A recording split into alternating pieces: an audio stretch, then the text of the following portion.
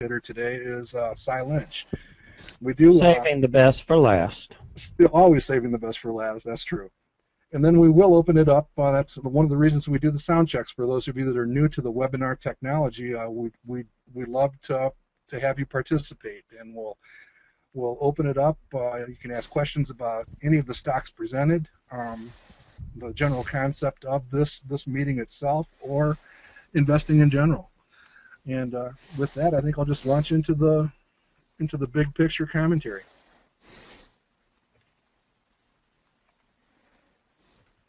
Note, Mr. Kabula, that I'm kind of on schedule right now. Here's our standard disclaimer. You guys all know this. I don't think I have to repeat it, but I will to keep the legal department happy. This is educational. It's an educational demonstration, and those first two lines say it all. We don't recommend any investment that we'll be talking about here today.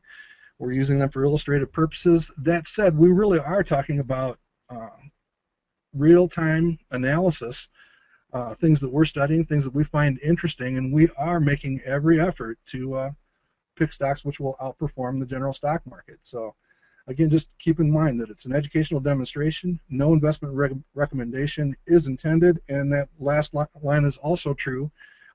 Any one of the four of us could actually hold the stocks that we will talk about in our personal portfolios. We often will tell you when that's the case. We don't always remember to do that, but you can assume that that may be the case at virtually any time.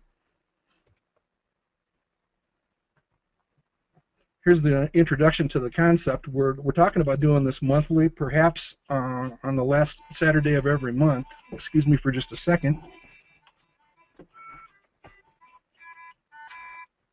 It's good theme music, but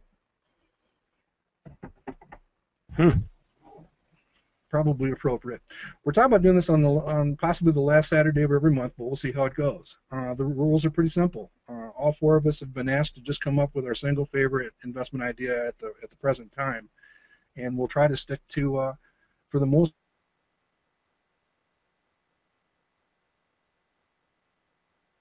bit, frisky. In fact, he has become kind of notorious for it, and Ken Kabula often shops among the smaller stocks, so we will allow for that to happen. Our goal or our objective is quite simple. We just like to build a portfolio over the long term that achieves a positive relative return of 5%.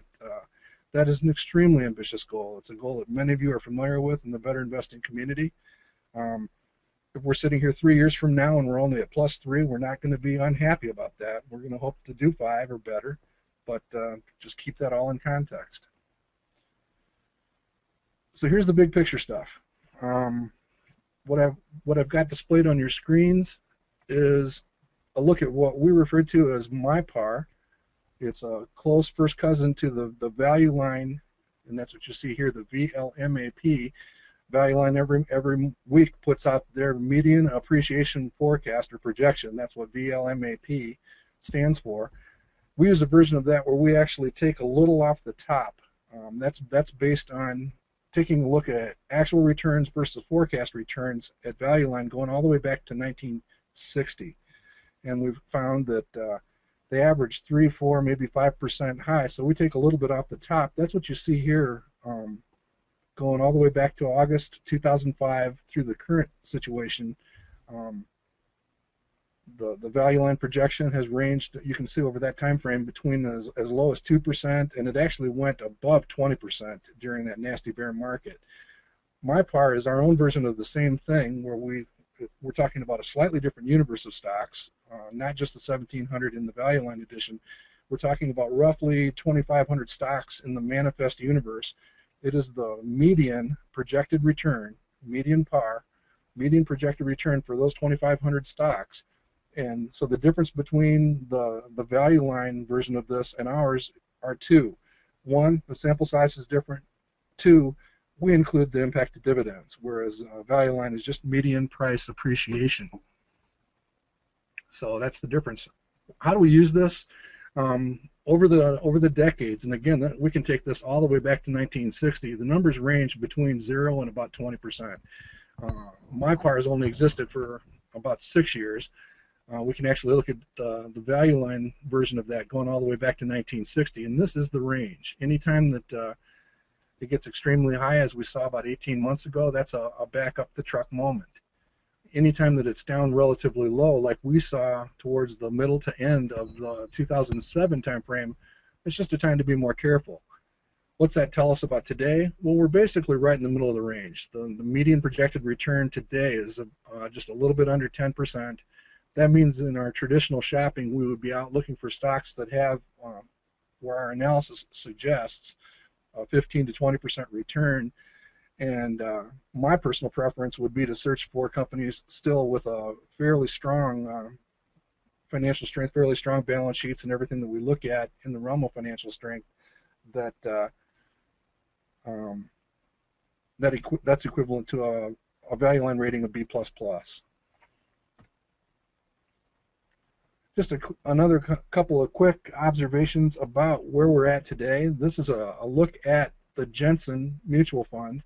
The reason I bring it up is just to point out a couple of things. First of all, the Jensen Mutual Fund, ticker symbol JENSX, just is shown up on the upper left. It's a collection of a lot of our community favorites. You can see a list of the top 25 holdings on the right there. But the thing that I want to point out is something that we know is generally true over history. Over the last several months here, roughly about 2 years, you can see that the Jensen Mutual Fund has outperformed the general stock market, denoted by the Wilshire 5000, pretty significantly. And in fact, in the last month, this is just for July, you can see that we actually had quite a bump, a very strong July after a very weak June. But what I find interesting is how a collection of high-quality stocks has outperformed since the depths of that bear market back in March 2009. A quick comment about some of the stuff that we're seeing as we do the analysis and the updates on the stocks that we follow at Manifest, and I think Ken can affirm this also. We generally see a strengthening of forecasts. This is a display of, literally think of it as if you sat down and did guides on all 2,500 companies and then looked at them year over year. This is a graphic that we've used in the past to describe what really is a recession. And a recession, and the classical definitions revolve around GDP and that kind of stuff.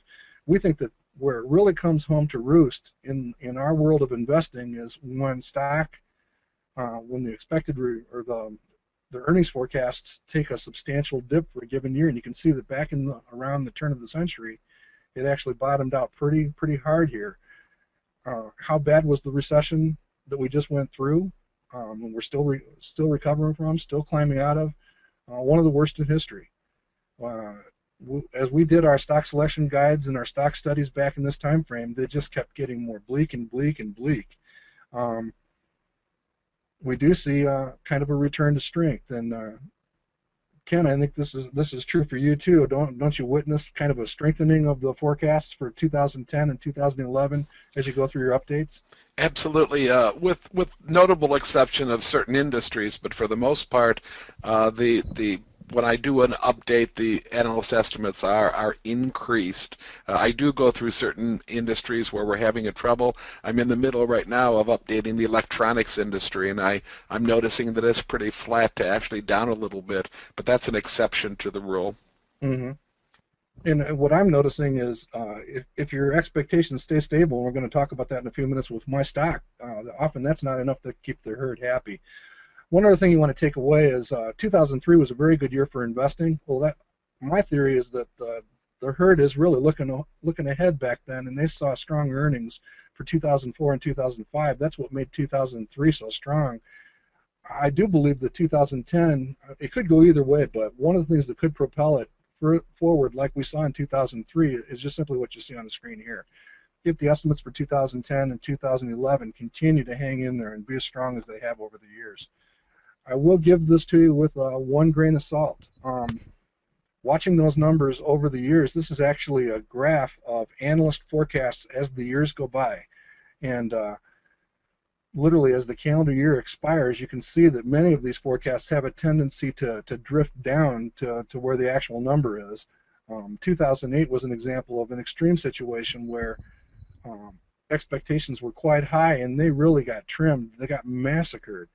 Same thing kind of happened in 2001, so this makes me a little bit gun shy when you see on the preceding slide, these lofty numbers that you can see here to the right-hand side.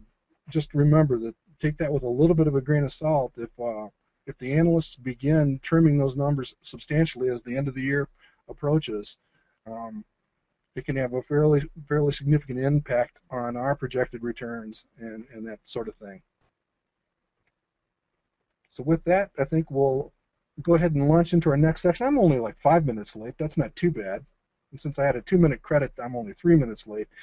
I think what we'll go ahead and do now is hand off to Mr. McManus and just get Hugh's selection. Hey, how are you? I see I've got a blank screen in front of me. Yeah, the first company I was going to look at was Eli Lilly. Okay. Kind of a local company for you there. Now, I'm obviously big into pharma stocks, so I guess I could have picked any of them. I mean, the dividend yield in these pharmaceutical companies is quite phenomenal right now. But, they're all pretty good, but I just like Eli Lilly at the moment. I mean, it has pretty solid sales growth, pretty solid earnings growth. It's suffering, like many companies do, from the fact that its pipeline isn't as robust as it was back in the 1990s into 2000 and so forth, but it's not doing badly at all. If you do an SSG on the thing, I think most people would end up with a company that's in the buy zone. Hugh, do you actually have an SSG that you would like to share? I mean, this is one of the things that we wanted to demonstrate also, is the possibility to switch to your screen. Is there Let's see if that... if you can pull it up while you're chatting, we can actually switch to your screen, and you can point to that for the audience also. Okay. Let me start Toolkit up.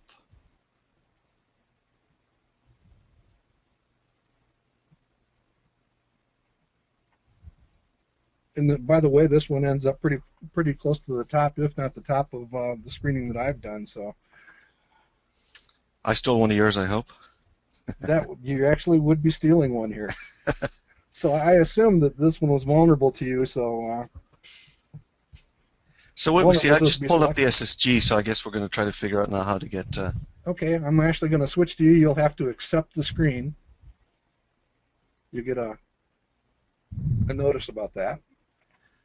Show my screen. Mm-hmm. That's what I do. Please close confidential window. Yeah, if you've got any top secret pharmaceutical stuff, you don't want to show that. Okay, so let me just... No, I don't, but I'm just... There we go. How do I get back to it?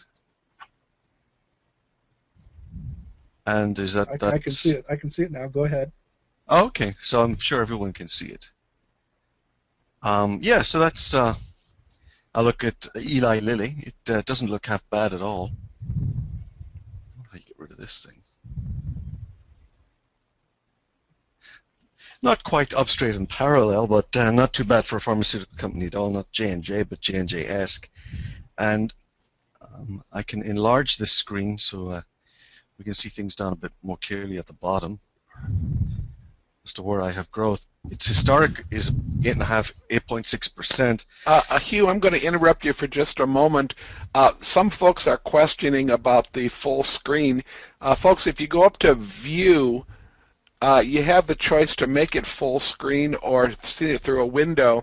And if you're watching the screen through a window right now, if you hit the full screen, then you will get a full screen view, and that'll help your view tremendously. That should answer a whole bunch of questions there. Thanks, Hugh. Okay. What'll I close these ones? I hope you can't hear the dogs barking at each other in the background. It's okay. One of them wanted to go outside.